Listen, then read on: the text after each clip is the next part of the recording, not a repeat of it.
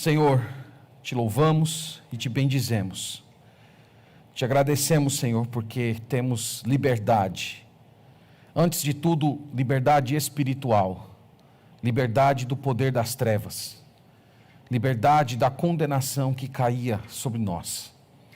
Mas também desfrutamos, Senhor, da liberdade social, de poder nos juntar sem nenhum tipo de perseguição em torno da Tua palavra, entoar canções, sem nenhum tipo de medo de represália.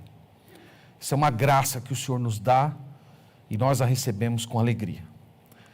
Somos gratos também porque temos liberdade no Espírito Santo para entender a Tua voz, para compreender as verdades da Tua palavra. E nós clamamos, Senhor, que esse grande milagre da fé ocorra essa noite. Que o Teu Santo Espírito abra a nossa mente, destampe os nossos ouvidos, abra os nossos olhos para compreendermos com o coração e nos ver encantados pela verdade da Tua lei e pelas muitas manifestações da Tua graça que nos chegam através da obra de Jesus Cristo. Pedimos isso no nome do Senhor Jesus. Amém. Amém. Meus irmãos, eu quero lhes convidar já para abrir a Bíblia em Efésios capítulo 4. Vamos até lá. Eu tenho, durante umas 4 semanas, creio eu, tratado com os irmãos de Efésios capítulo 4. A gente vai encerrar hoje essa parte aqui do argumento do apóstolo Paulo, para na próxima semana começarmos uma nova caminhada nas Escrituras. O que nós falamos para os irmãos até agora é que a carta de Paulo aos Efésios pode ser dividida em 2 partes. Você tem uma parte que é do capítulo 1 ao capítulo 3, e poderemos dizer que nessa parte, Paulo enumera os nossos privilégios. Então, se você ler Efésios de 1 a 3, o que você vai ver lá? Todos os privilégios que Deus te deu. A Bíblia diz que Deus escreveu o seu nome no livro da vida antes da fundação do mundo. A Bíblia diz que Deus enviou Cristo como pagamento pelos seus pecados e deu o Espírito Santo para aplicar isso ao seu coração, para iluminar sua mente e você acolher essa salvação. Depois Paulo ora. Depois Paulo fala da nossa união com judeus e gentios. Ele explica que nós estávamos mortos em delitos e em pecados, mas a graça de Deus nos perdoou e nos salvou. Depois ele fala o porquê ele estava preso. Ele disse que estava preso. Lembra que ele escreveu essa carta justamente para justificar aos irmãos o porquê ele estava preso. E ele disse que estava preso porque pregou essa mensagem. Então isso é explicado melhor no livro de Atos. Quando você vai lendo o livro dos Atos dos Apóstolos, você vê Paulo passando em cada cidade, pregando para os judeus, e os judeus vindo com tudo para cima dele, sabotando a pregação dele, instigando as autoridades a prendê-lo como se fosse um malfeitor. E por causa dessa pregação ele foi parar na cadeia. E ele explica isso para os irmãos de Éfeso, uma igreja muito amada que estava preocupada com ele. Ele diz: eu estou preso porque eu prego essa mensagem, as insondáveis riquezas de Cristo. A partir do capítulo 4, como eu disse, ele entra nos aspectos práticos. Ele basicamente vai dizer como nós devemos reagir diante dessa graça, diante de tudo que Deus fez por nós. E no versículo 17, o versículo 17 é a chave que muda de assunto. Ele diz que nós não devemos andar como andam os gentios. E aí ele aplica uma dinâmica que eu venho falando para os irmãos ao longo dessas semanas, que é explicar a vida cristã, o funcionamento da vida cristã, através da metáfora de tirar a roupa e vestir a roupa. E ele vem falando isso, dizendo que nós deveríamos tirar a roupa da mentira e vestir a verdade, que nós deveríamos abandonar a ira pecaminosa, adotar a ira justa. Ele fala que as pessoas não deveriam mais roubar, deveriam trabalhar. Então ele vem nessa dinâmica, falando no capítulo 4, e ele coroa tudo isso, chegando agora no versículo 30, falando do Espírito Santo. E aqui é onde nós vamos convergir para falar hoje à noite. Então nós vamos ver, meus irmãos, o papel do Espírito Santo nisso tudo. Primeiro, quem é o Espírito Santo? E como é que o Espírito Santo trabalha nessa mudança de vida que Deus vem efetuando em nossos corações. Então vamos ler. Vamos ler a palavra do Senhor. Eu vou ler do verso 30 até o capítulo 5, verso 2. Tá? É um único argumento, irmãos. Eu disse algumas vezes aqui na igreja que essa divisão de capítulo e versículo que tem na Bíblia não é uma divisão inspirada. O autor, quando escreveu a carta originalmente, era um único documento. Isso aqui foi uma incursão posterior que foi feito por alguns homens, e eles nem sempre acertaram tanto. Às vezes a divisão ajuda, em outras horas atrapalha. E aqui eu acho que é um lugar que atrapalha, porque quando você lê o capítulo 5, versículo 1, você tem a sensação que ele está começando um outro assunto, mas ele está falando da mesma coisa. Então a gente vai até o capítulo 5, versículo 2. Portanto, verso 30, vamos ler? Ele fala assim: E não entristeçais o Espírito de Deus, no qual fostes selados para o dia da redenção. Longe de vós toda amargura, e cólera, e ira, e gritaria, e blasfêmias, e bem assim toda malícia. Antes, sede uns para com os outros benignos, compassivos, perdoando-vos uns aos outros, como também Deus em Cristo vos perdoou. Sede, pois, imitadores de Deus como filhos amados, e andai em amor, como também Cristo nos amou e se entregou a si mesmo por nós, como oferta e sacrifício a Deus em aroma suave. Amém. Amém. Meus irmãos, ele começa essa sessão dizendo que nós não devemos entristecer o Espírito Santo. Antes de entender o que significa não entristecer o Espírito Santo, é útil dar um passo atrás e responder a seguinte pergunta: quem é o Espírito Santo? O Espírito Santo, na Bíblia, ele é a terceira pessoa da Trindade. Ele é um ser divino, igual ao Pai e ao Filho. A Bíblia o retrata como sendo um ser pessoal. Aqui ele diz que nós podemos entristecê-lo, inclusive. O Espírito Santo não é, como dizem algumas seitas, uma força, uma energia, uma luz, uma influência. O Espírito Santo tem pessoalidade. O Espírito Santo de Deus possui sentimentos. E sendo um ser divino, o Espírito Santo não pode ser controlado por nós. E eu estou falando isso porque hoje algumas seitas neopentecostais, elas tratam o Espírito Santo como se fosse uma coisa que eles pudessem mandar ou marcar data para que ele opere. Então esses cultos que aparecem nos programas de TV, dizendo: vem aqui hoje à noite, é a noite da libertação. Hoje à noite vai ser a noite da purificação, a noite da prosperidade, a noite da vitória sobre os inimigos. Tudo isso, irmãos, não passa de misticismo. O Espírito Santo não pode ser domesticado. O Espírito Santo é divino, ele é soberano, ele age na hora que ele quer. Uma pessoa cheia do Espírito Santo, ela não tem controle sobre a terceira pessoa da Trindade. Na verdade, é o Espírito quem a controla. Ela está debaixo da influência do Espírito Santo. Portanto, ele é um ser pessoal. Ele deve ser amado pelo povo de Deus, ele deve ser crido, ele deve ser obedecido, ele deve ser adorado. Nós devemos nos comportar nos nossos cultos, entendendo, irmãos, que o Espírito Santo de Deus está entre nós. O Espírito Santo é que está agindo hoje na igreja, fazendo todas aquelas coisas que Jesus fazia quando ele estava no seu ministério terreno nesse mundo. Mas o apóstolo Paulo chama ele aqui de Espírito de Deus. Por que Espírito de Deus? Porque a Escritura diz que Deus é quem o envia. Tanto Jesus quanto o Pai são os enviadores, por assim dizer, do Espírito Santo. Ele é chamado no Antigo Testamento de Espírito Santo da promessa. E ele é retratado assim como Espírito Santo da promessa, porque Deus prometeu no Antigo Testamento que iria chegar um tempo em que ele daria o seu Espírito para habitar o seu povo. Ele não iria apenas se comunicar com o seu povo através dos seus profetas, mas ele colocaria o seu próprio Espírito no coração do seu povo para instruir aqueles que são deles. E essa promessa foi inaugurada em Atos capítulo 2, no Pentecostes, quando o Espírito Santo desceu sobre aquela comunidade de 120 judeus, entre os quais estavam os apóstolos. Então Paulo chama de Espírito Santo de Deus. Ele ainda diz que esse Espírito Santo de Deus nos selou para o dia da redenção. Isso aqui é uma coisa muito importante. A palavra redenção, irmãos, no Novo Testamento tem dois sentidos. Ela tem um sentido passado e um sentido futuro. Quando a Bíblia usa a palavra redenção no sentido passado, é para falar da obra que Jesus Cristo realizou na cruz.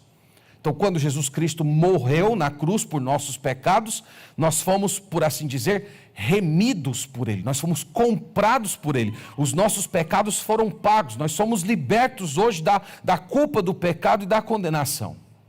Mas o outro sentido da palavra redenção, que é o sentido que Paulo está utilizando aqui, é o sentido futuro. Então, a Bíblia diz em Romanos 8 que a criação está gemendo, aguardando a sua redenção. E nesse mesmo Romanos 8, Paulo diz que nós também gememos no nosso interior, aguardando a nossa adoção futura.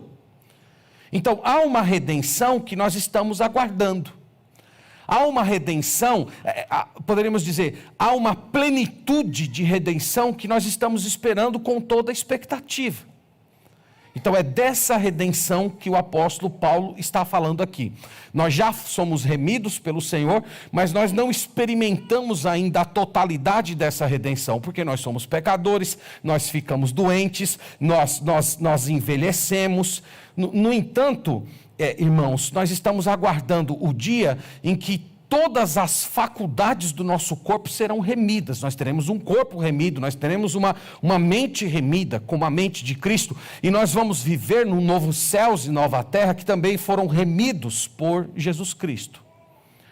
Então, o que Paulo está dizendo aqui? Ele está dizendo que, para que nós não desfaleçamos, enquanto estamos vivendo nessa etapa, nessa estação na qual nós aguardamos a redenção, para a gente não desanimar e querer dar as costas para Deus, o Senhor enviou o Espírito Santo ao nosso coração como selo.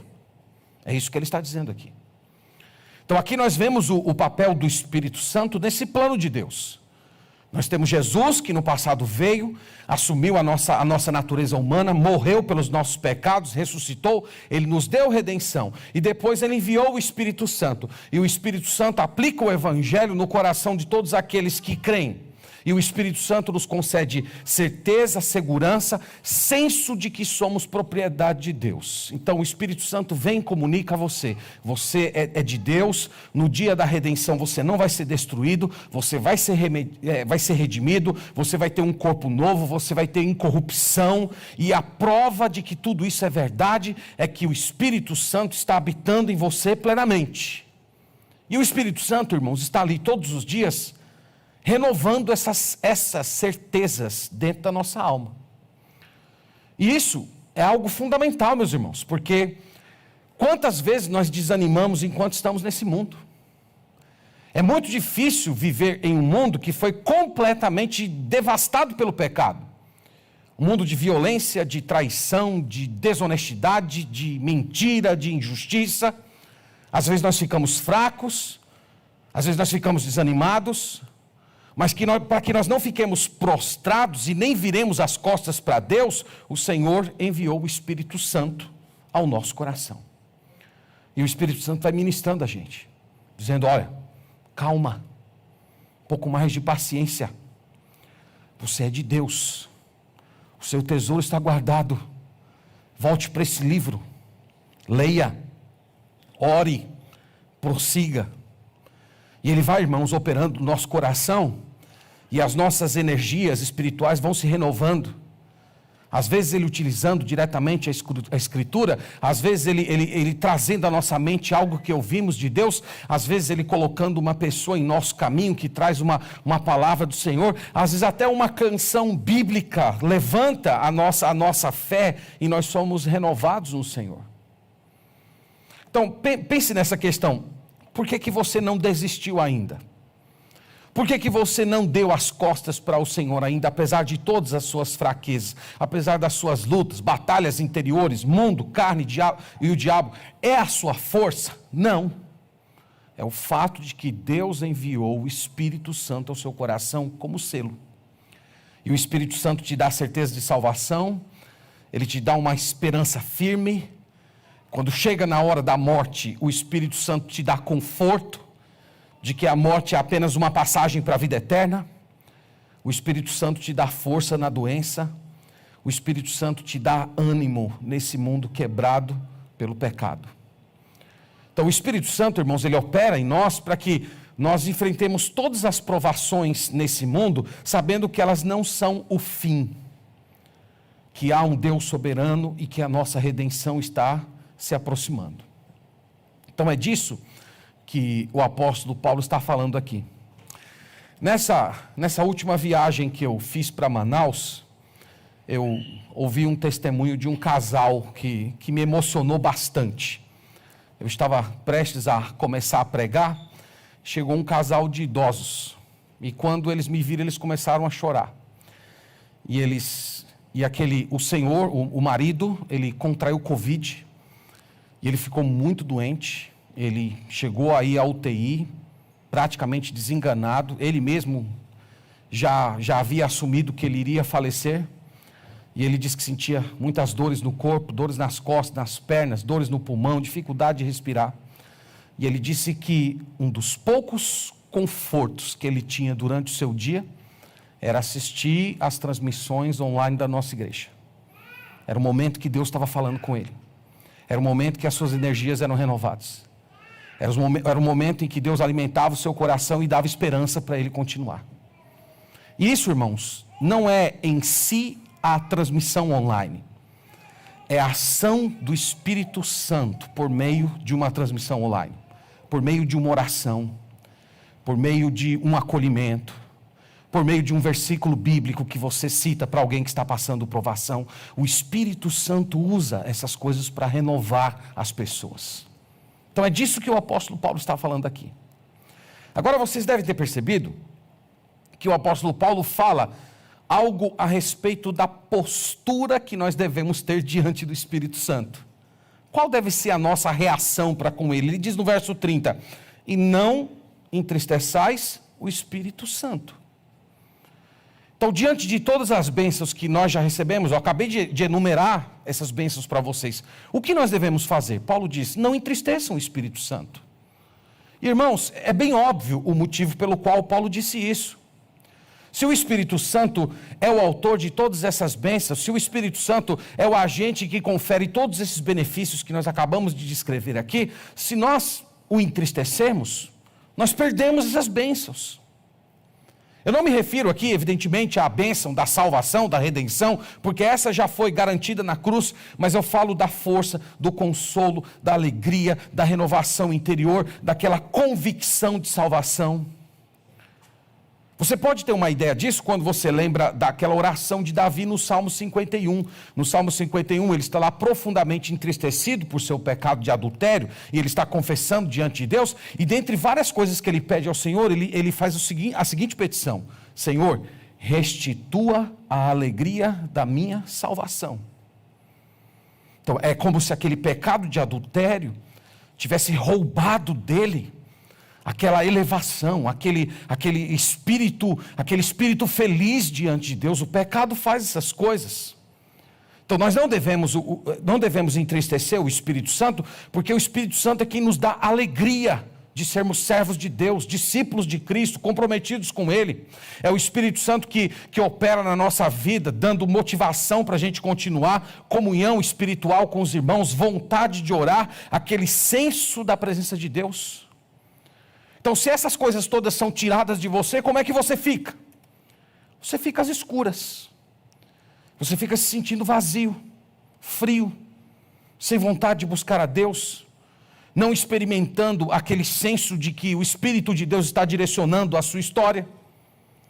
Então, se você está aqui hoje à noite, está frio, fraco, desestimulado, sem anseio por Deus, empurrando assim a sua vida cristã quase que num improviso, é muito provável que você esteja nessa condição porque você anda entristecendo o Espírito Santo. E a partir do momento que você entristece o Espírito Santo de Deus, você vai como que resistindo a essas operações espirituais que Ele realiza na nossa alma. Disposição de perdoar, de andar com seu irmão, de viver o Evangelho, de falar de Jesus para as pessoas. Todos esses processos, irmãos, que fazem parte da vida dos que creram, simplesmente desaparecem quando nós entristecemos o Espírito Santo. E é por isso que tem muitos crentes andando como se fossem carnais. Tem muitos crentes que estão deformados nesse mundo, andando como pessoas que não conhecem a Deus. Eles entristeceram o Espírito Santo. E a partir de então, essa operação graciosa que nós acabamos de descrever, ela é tomada da sua vida. E você não experimenta vigor espiritual. Por isso que Paulo diz, não entristeçais o Espírito Santo. Isso nos leva a uma segunda questão. Como nós entristecemos o Espírito Santo? Que práticas, que atividades, que tipo de caráter, comportamento que nós cultivamos que entristece o Espírito Santo de Deus? E aqui ele vai falar agora da relação de peças, de roupas de pecado que nós precisamos tirar. Versículo 31, veja aí comigo. Ele diz assim: longe de vós toda amargura e cólera e ira e gritaria e blasfêmias e bem assim toda a malícia. Aqui ele deu uma lista de pecados, e ele começa essa lista de pecados encabeçando-as com uma ordem. Longe de vós. Essas coisas têm que ficar longe de nós, porque são esses pecados aqui que entristecem o Espírito Santo. Vocês perceberam que Paulo não foi exaustivo.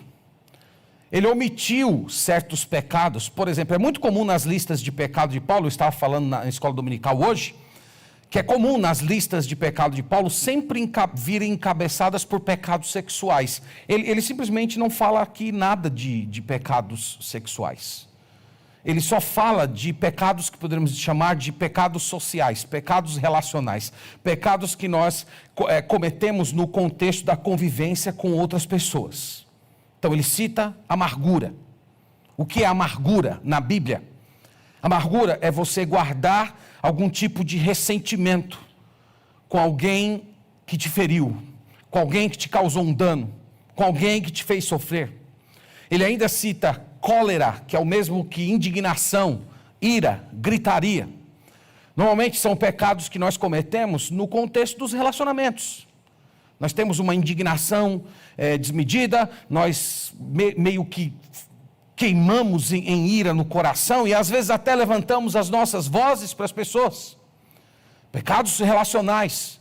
Ele fala de blasfêmia. O que é blasfêmia aqui? Blasfêmia no contexto de relacionamento tem a ver com você falar mal de alguém. Então, a Bíblia usa a palavra blasfêmia tanto para se referir a um pecado que cometemos contra Deus, mas um pecado que também cometemos contra as pessoas. Falando mal das pessoas, expondo os pecados das pessoas, usando uma forma perversa ao se referir aos erros de alguém. Tudo isso a Bíblia chama de blasfêmia. Ele ainda cita malícia.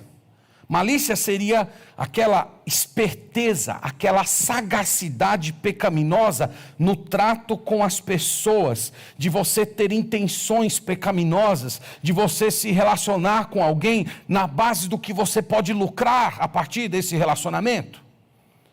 Todos esses pecados, irmãos, entristecem o Espírito Santo. E a questão que eu levantei aqui para vocês é, por que esses pecados? Por que não outros pecados? Vocês lembram que quando os nossos pais pecaram no Éden, eles primeiro pecaram um contra Deus e depois eles passaram a pecar um contra o outro. Então aquele ambiente de alegria, de plenitude, aquele ambiente de amizade, de respeito que existiam entre os nossos pais no Éden, ele de repente se transformou num ambiente de malícia, esperteza, acusação.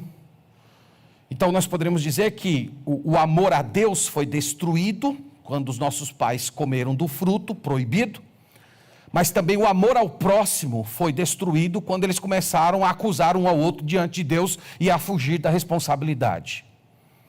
Então a partir de então nós temos uma guerra social acontecendo nesse mundo. E aqueles pecados que aconteceram no Éden, eles continuam se replicando hoje. Eles se replicam no nosso casamento, se replicam no tratamento com os nossos filhos, na vivência entre patrões e funcionários. Esses mesmos pecados continuam sendo replicados.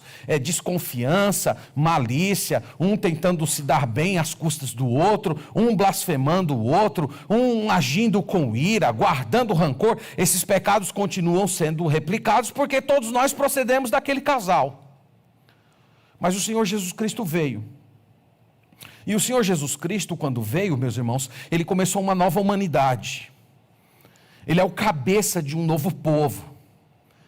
E Ele renovou o nosso relacionamento com o Pai. Aquele relacionamento que foi quebrado no Éden, foi renovado a partir do momento que cremos. Nós não temos mais Deus como nosso adversário. Deus hoje é o nosso amigo, é o nosso Pai. E hoje o Espírito Santo está trabalhando para que os relacionamentos sociais, aqueles relacionamentos que foram quebrados lá no Éden, sociais, eles também sejam restaurados. Então tudo aquilo que aconteceu no Éden, ele está sendo revertido hoje dentro da igreja de Deus. E é por isso que ele está falando. Não pode haver mais entre vocês amargura, cólera, ira, gritaria, blasfêmias, malícia. Isso não pode mais acontecer no meio de vocês, porque vocês fazem parte de uma nova nação. Vocês foram chamados para ser um novo povo. Vocês não podem mais replicar os pecados do cabeça da raça humana, porque vocês hoje estão ligados a um novo cabeça. Então todos esses pecados precisam ser superados. Então essa é a razão pela qual Paulo não vai se prender a outros tipos de pecado. Ele vai falar muito mais dos pecados sociais. Por quê, meus irmãos? Esses pecados entristecem o Espírito Santo, porque eles destroem a obra que o Espírito Santo veio fazer.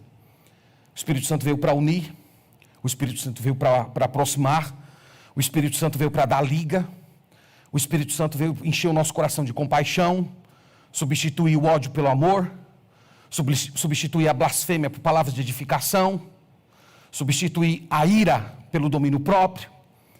Tudo isso o Espírito Santo veio fazer. E quando nós pecamos esses pecados, nós estamos entristecendo Ele, porque é como se nós estivéssemos desprezando essa obra gloriosa que Ele veio fazer em nossa vida, por meio da igreja.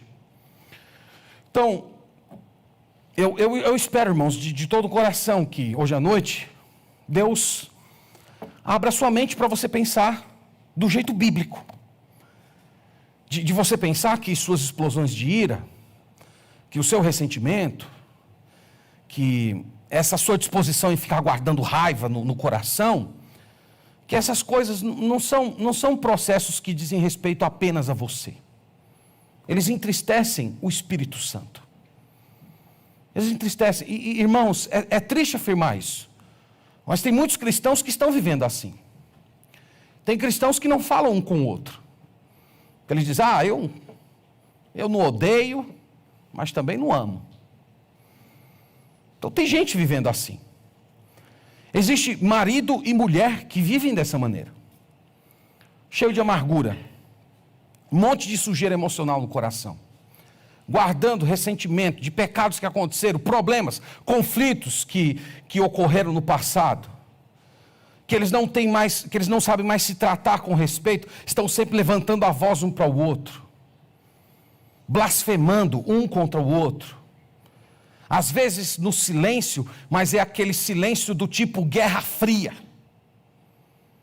em que qualquer pessoa que se aproxima sabe que ali está ao ponto de implodir uma guerra terrível entre eles dois. Então vocês estão entristecendo o Espírito Santo. Vocês não estão se comportando como remidos. Vocês estão agindo como gentios. Vocês não estão agindo como se estivessem fazendo parte de Cristo. Vocês ainda estão se comportando segundo o antigo cabeça da raça humana. Então eu espero que Deus abra os seus olhos, destampe os seus ouvidos para você entender isso com o coração e repensar a sua conduta. Porque para você entristecer o Espírito Santo de Deus, você não precisa ser adúltero, você não precisa ser pedófilo, ladrão. Basta apenas você ser explosivo, ressentido, malicioso. Essas atividades, elas são suficientes para entristecer o Espírito Santo. E o resultado disso, o fruto disso vai ser na sua vida espiritual. Falta de desejo de orar, aquela vida de oração tímida, fraca, que não cresce. Aquela disposição assim, você começa a orar, você simplesmente não consegue orar, você não consegue amadurecer na oração. Falta de desejo de ler a Bíblia. Ler a Bíblia é um tédio, é um cansaço. Ler a Bíblia é uma atividade que você acha que pode adiar, simplesmente não parece ser tão importante para você assim. Você ser uma pessoa humilde, gentil, amorosa, perdoadora. Todos esses comportamentos, irmãos, que são frutos do Espírito Santo, eles são substituídos por impiedade, arrogância, grosseria. Então, casais que estão sempre sendo truculentos uns com os outros, isso entre o casal, às vezes os pais com os filhos, eles não têm disposição para sentar, conversar, orar juntos, pedir perdão, se arrepender dos pecados passados, colocar uma pedra em cima do que ficou, seguir, tentar continuar, retomar o relacionamento com saúde, alegria. Não tem. É uma eterna batalha. É uma eterna batalha social. Você pode olhar para casais assim e ver quase uma repetição do que aconteceu no Éden. Vocês lembram o que ocorreu lá? Acusação, mentira, um jogando a culpa no outro, um se vitimizando, o outro tentando fugir da sua responsabilidade. Todas essas coisas, irmãos, entristecem o Espírito Santo, afastam de nós a sua influência. E esses pecados, eles vão se tornando cada vez mais controladores, ao ponto de deformar a alma. Então é por isso que Paulo diz, não entristeçam o Espírito Santo. Afastem de vocês todos esses pecados aqui, afaste o ressentimento, afaste as explosões de ira, as blasfêmias, as malícias, não se relacione com as pessoas a partir desses processos, porque eles são danosos para a sua alma. A partir do 32... Paulo vai dizer a roupa que nós devemos vestir. Veja que ele introduz o verso 32 com o antes. Né? O antes é o contraste com o que ele falou anteriormente. Então ele diz assim: antes, sede uns para com os outros, benignos, compassivos, perdoando-vos uns aos outros, como também Deus em Cristo vos perdoou. Então aqui ele está falando da vestimenta que a gente tem que colocar. Ele está retratando aqui o caráter de quem é do reino de Deus. Então o que você faz com alguém que te ofende? O que você faz com alguém que pisou no seu calo? O que você faz com alguém que te produz dano? Ele diz, seja benigno. Em outras palavras, seja bondoso, seja generoso. Vença o mal com as pancadas do bem. Ele diz mais, seja compassivo, isto é, tenha compaixão, tenha misericórdia. Sabe como isso se expressa nos relacionamentos pessoais? Você tem misericórdia de alguém que está te ofendendo quando você dá o crédito do amor, o crédito da bondade.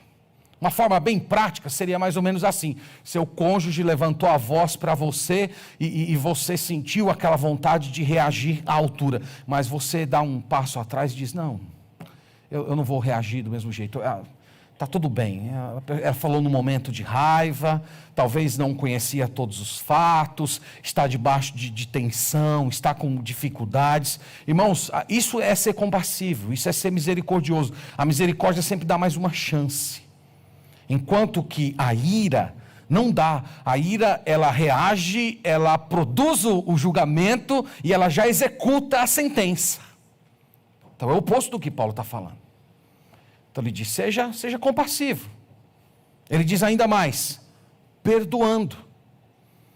Então enquanto você está sendo compassivo, vá perdoando. Nós somos selados pelo Espírito Santo, nós somos propriedade de Deus, e ele diz, nós não podemos reagir como as pessoas do mundo reagem, nós não podemos reagir com ódio, com rancor, com gritaria, nós não podemos ter aquele efeito que é produzido na mesma proporção. Ele diz, nós temos que perdoar. E ele dá dois motivos, né? Dois motivos, irmãos, constrangedores para a gente. O primeiro motivo, ele diz: como também Deus em Cristo vos perdoou. Então, ele amarra o perdão em Cristo. E isso aqui é para acabar com a gente, com todas as nossas pretensões de arrogância. Porque se ele amarrasse o perdão no seu cônjuge, no seu filho, no seu patrão, seja lá quem for, talvez você tivesse até uma desculpa. Mas ele conectou o perdão a Cristo.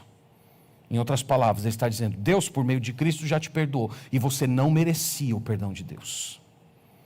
Vocês lembram daquela parábola em que Jesus conta a história daquele homem que devia milhões ao rei? E o homem chega lá, e o rei julga o cara, dizendo: ó, você vai para a cadeia, você vai pagar. E o cara diz assim: Senhor, tenha compaixão de mim, porque eu te pagarei. Isso é uma grande mentira. O cara não ia pagar nunca, eram milhões que ele estava devendo. Mas o texto diz que o rei, compadecido, foi lá e perdoou a dívida do sujeito. E quando ele saiu, ele encontrou um pobre homem que devia para ele o equivalente a um dia de trabalho. E o texto diz que ele estava agarrando na garganta daquele cara, dizendo: pague o que você me deve, senão você vai para a cadeia com seu filho, sua mulher, seu cachorro, todo mundo vai para a cadeia até você me pagar. E aí o texto diz que o rei soube, chamou o homem de volta e diz: eu te perdoei uma fortuna, e por que você está massacrando aquele pobre homem? Porque está te devendo uma merreca. Então o ponto da parábola, irmãos, é muito claro. Quem somos nós? Nós somos os que devíamos milhões. Nós somos aqueles que tínhamos uma dívida impagável. E nós fomos completamente perdoados. Um perdão livre, um perdão generoso, um perdão divino, um perdão eterno. Jesus foi àquela cruz e ele carregou toda a culpa do nosso pecado. E a nossa prática do perdão, ela se fundamenta nisso. Então é como se Paulo, imagina alguém chegando para Paulo: mas Paulo, essa pessoa já me fez sofrer demais, essa pessoa já me causou muito dano, essa pessoa já tem me causado uma vida de aflição. Talvez Paulo olhasse para aquela pessoa e dissesse assim: muito mais aflição sofreu Jesus pelo seu pecado. Muito mais dor, muito mais sofrimento padeceu Jesus naquela cruz quando ele carregou a sua culpa. Então você não tem por que negar perdão. Então ele está dizendo: não retenha amargura no seu coração, porque isso impede o Espírito Santo de perdoar. Até na oração do Pai Nosso, Jesus ensinou isso: perdoa-nos as nossas dívidas, assim como nós temos perdoado a quem nos deve. Não é isso? O Agostinho, né? Já falei muitas vezes aqui na igreja isso, que o Agostinho de Hipona, o Santo Agostinho, comentando essa oração, ele diz que esse é o pedido terrível. Esse pedido é como se você colocasse uma corda no seu pescoço. Você está orando assim: Senhor, na mesma proporção que eu tenho perdoado as pessoas, eu peço que também tu me perdoe. Isto é, se eu não estou perdoando ninguém, significa que eu estou pedindo a Deus que Ele também não me perdoe. Então a consequência é que quando nós negamos, nós guardamos a amargura e não oferecemos perdão, além de nós estarmos desonrando Cristo, nós estarmos rebaixando a obra que Ele realizou por nosso pecado, tratando como se fosse uma coisa pequena, nós entristecemos o Espírito Santo e consequentemente interrompemos a nossa comunhão com o Senhor. Então não é inteligente guardar amargura. Não é cristão e do ponto de vista da lógica, não é inteligente. É como se você tomasse um copo de veneno esperando que o outro morra. Quem vai ser prejudicado é você. Então Paulo, irmãos, diz que essa é a roupa que nós temos que vestir. É a roupa do perdão.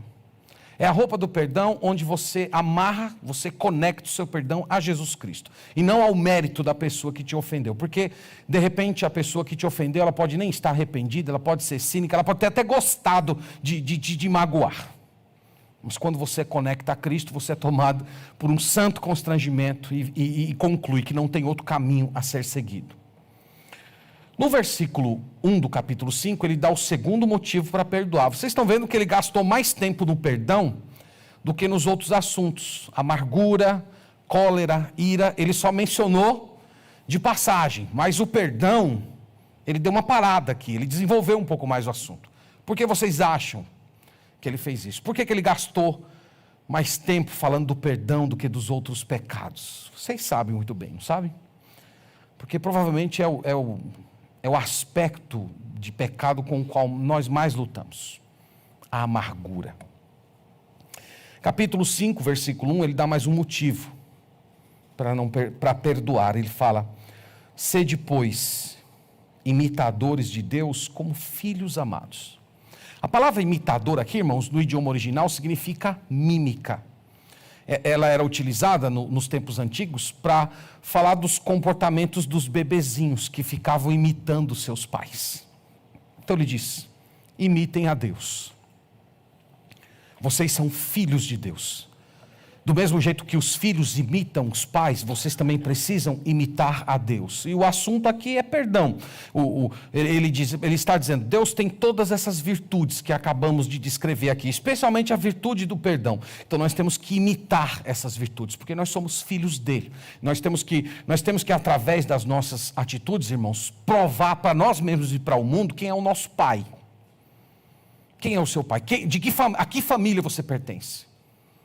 Você é da família de Deus ou você é da família do diabo? Você pertence aos remidos ou você está entre os perdidos? Então ele está falando que nós precisamos ter um procedimento tal que mostre a que família nós pertencemos. Nós somos filhos de Deus. Então, filhos de Deus não agem com ira, com amargura, com cólera, com gritaria e guardando lixo emocional no coração sem oferecer perdão. Vocês já viram essas declarações de ódio na internet? Pessoas que escrevem coisas horríveis sobre os outros, né? Criou-se até um adjetivo para essas pessoas. Eles são os haters, né? Os odiadores. Então você consegue imaginar alguém que vive para o ódio? Nós só temos um ser na Bíblia, irmãos, que ele é retratado como sendo ódio puro. Até o ser humano mais vil que esteve aqui nessa terra, ele não pode ser caracterizado como um ser de ódio puro.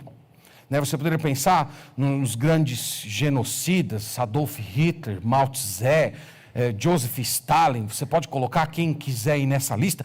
Esses homens foram tremendamente perversos, mas eles não podem ser classificados como seres de ódio puro, seres que vivem, são consumidos pelo próprio ódio. O combustível da existência é o próprio ódio. Só tem um ser na Bíblia que é retratado assim. Quem é? É Satanás. Satanás é assim. É um ser de puro ódio. Então, uma pessoa que se identifica como hater, ela já está falando muito a respeito de que família ela pertence. Então, o povo de Deus não participa dessas coisas. O povo de Deus não fica tendo ligação com essas práticas, irmãos, porque nós não somos ligados ao hater, nós somos ligados àquele que é amor, nós somos ligados àquele que foi crucificado. Nosso andar deve ser marcado pelo amor. É isso que ele diz no verso 2. E andai em amor, como também Cristo nos amou e se entregou a si mesmo por nós, como oferta e sacrifício a Deus em aroma suave. Então aqui está o nosso andar. Nosso andar não é o andar do ódio.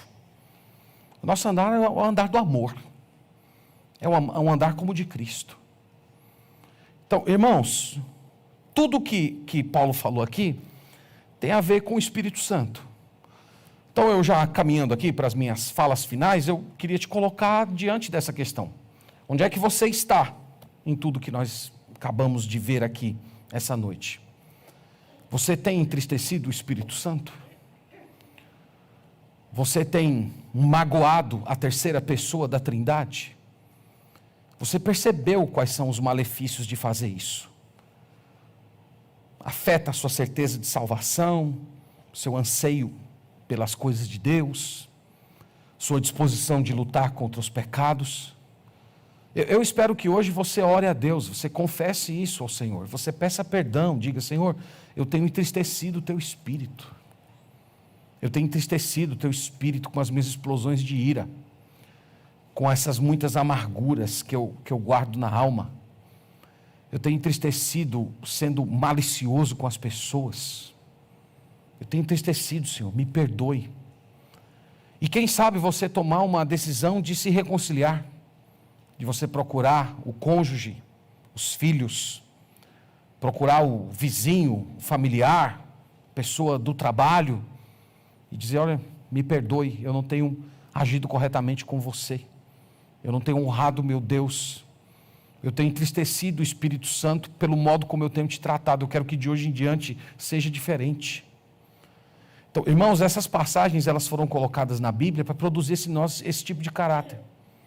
Então, se você ouvir tudo isso que nós colocamos aqui, e você não tomar decisão nenhuma, você está simplesmente reagindo como um ímpio.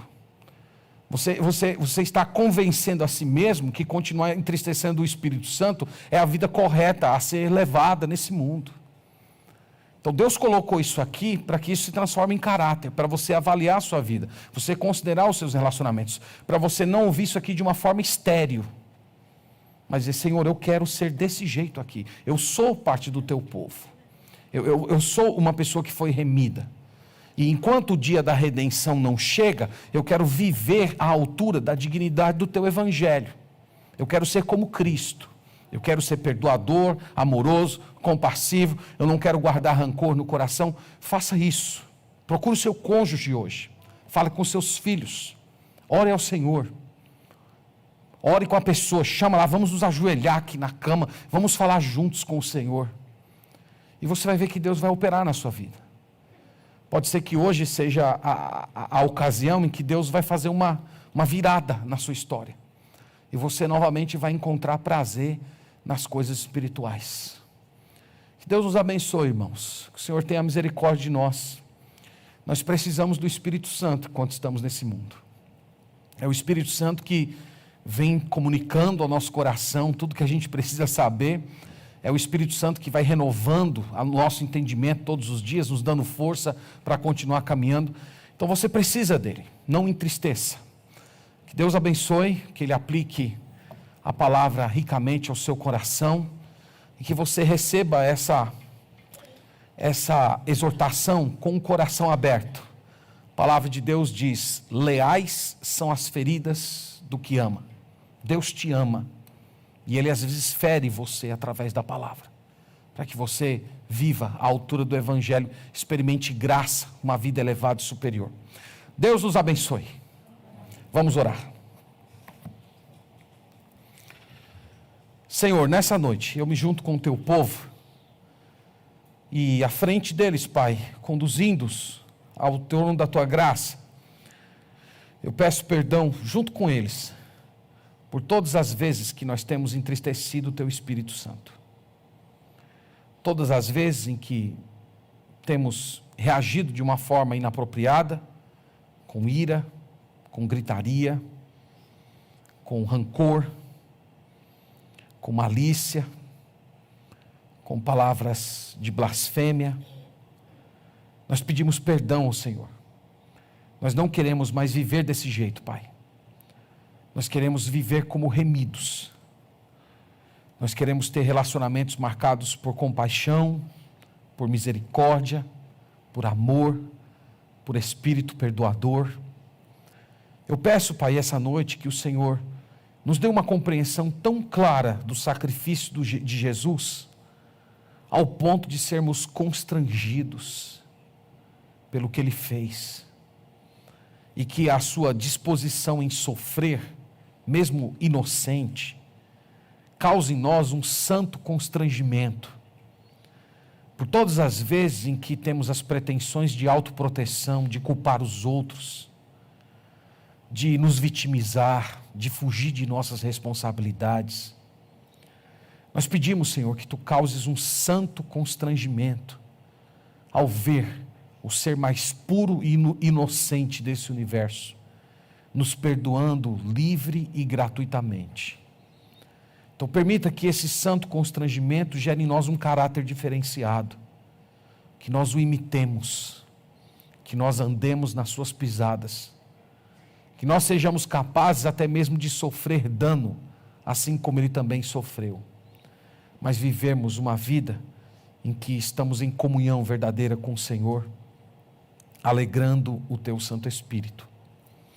Eu oro pelos casais, Pai, O Senhor sabe que muitas vezes no casamento é onde nós experimentamos a maioria dessas controvérsias. Eu oro pelos casais que estão juntos, mas distantes, que estão casados, mas separados interiormente. Eu oro, Senhor, para que hoje seja o dia da reaproximação.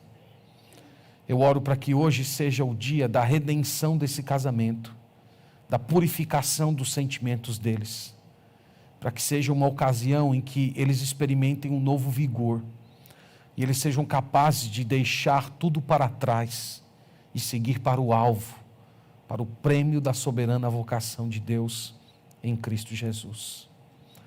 Pedimos isso, Senhor.